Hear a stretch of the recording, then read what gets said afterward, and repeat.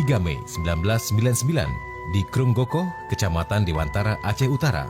Euforia reformasi di Jakarta menjalar keluarga Aceh yang selama 10 tahun terakhir hidup di tengah operasi Jaring Merah atau yang dikenal dengan DOM, Daerah Operasi Militer.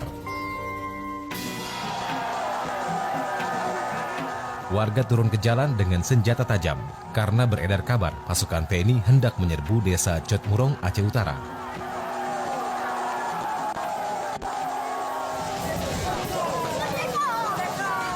Beberapa hari sebelum aksi ini, sebuah peringatan Maulid Nabi menampilkan ceramah-ceramah bertema politik dan sejarah Aceh, di mana TNI mengklaim telah kehilangan salah seorang anggotanya.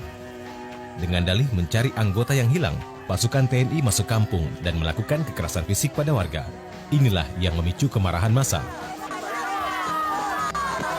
Yang penting dia udah menyok, dan cari kepuasan di atas penderitaan kayo.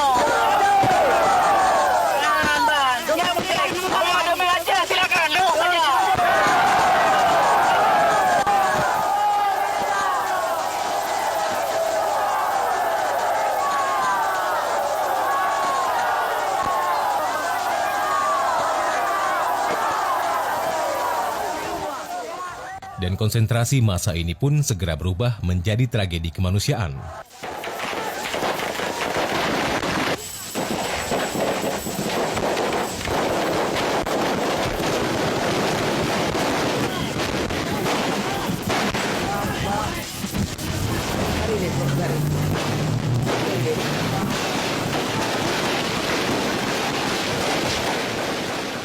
Koalisi NGO HAM Aceh melaporkan ratusan tentara dari Kesatuan Detasmen Rudal 001 Pulau Rungkom memuntahkan timah panas secara acak ke arah massa.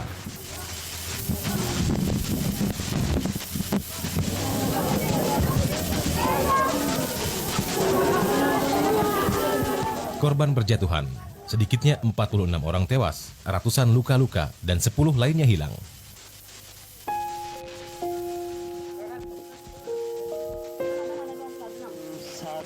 Persis jam 1:05. Tragedi Simpang KKA Mei 1999 hanya satu dari sekian banyak peristiwa berdarah yang meletus di bumi Aceh, justru setelah rezim Orde Baru jatuh.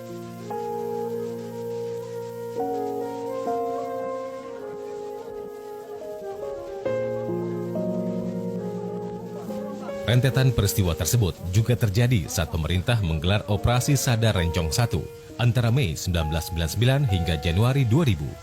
Sebuah operasi yang semula diniatkan mengedepankan pendekatan kemanusiaan, budaya, dan agama ketimbang pendekatan militer dan kekerasan.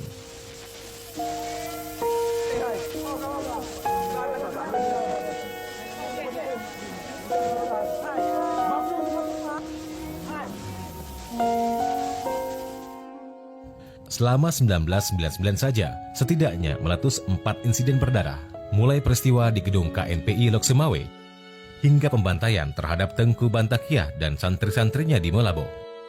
Seluruhnya diduga merupakan pelanggaran hak asasi manusia berkategori berat. Daniel Hutagalung meneliti kondisi di Aceh setelah reformasi. Pasal 99 adalah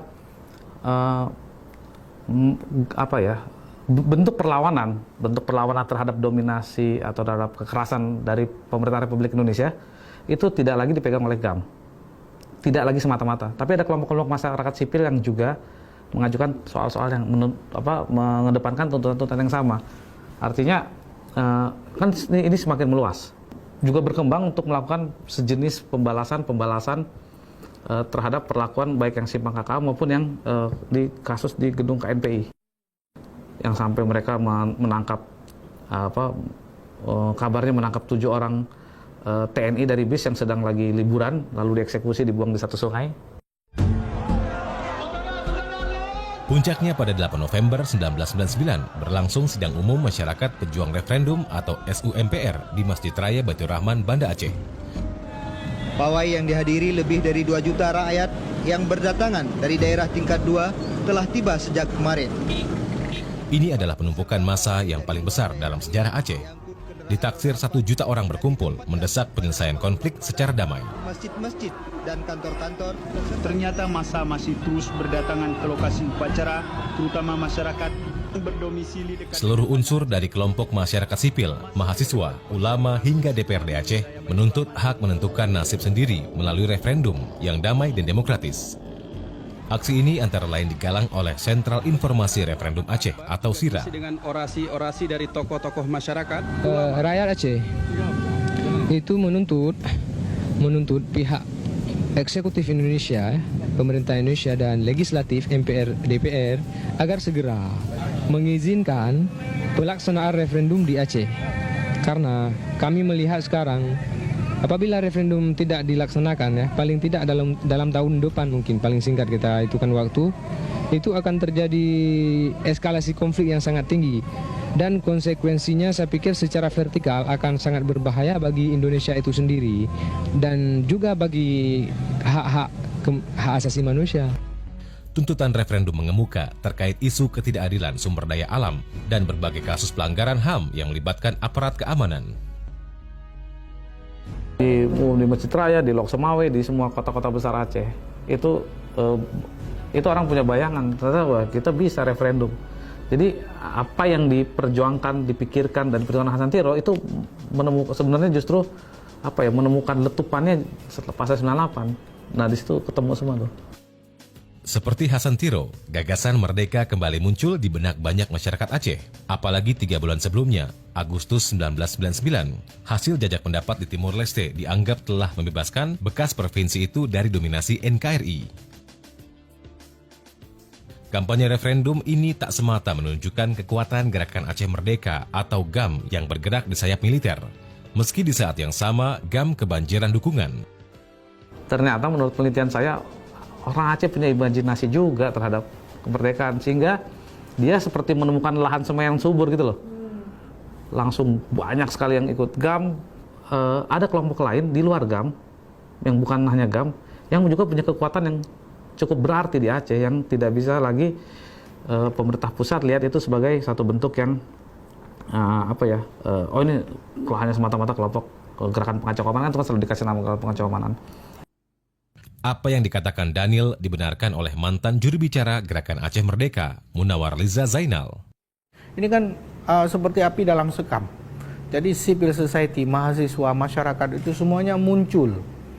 Waktu itu menjadi penengah.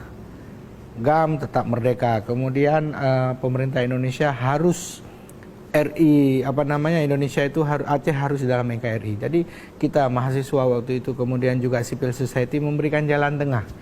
Begini, tanyakan kepada rakyat, self determination. Tanyakan kepada rakyat mau merdeka atau mau pisah.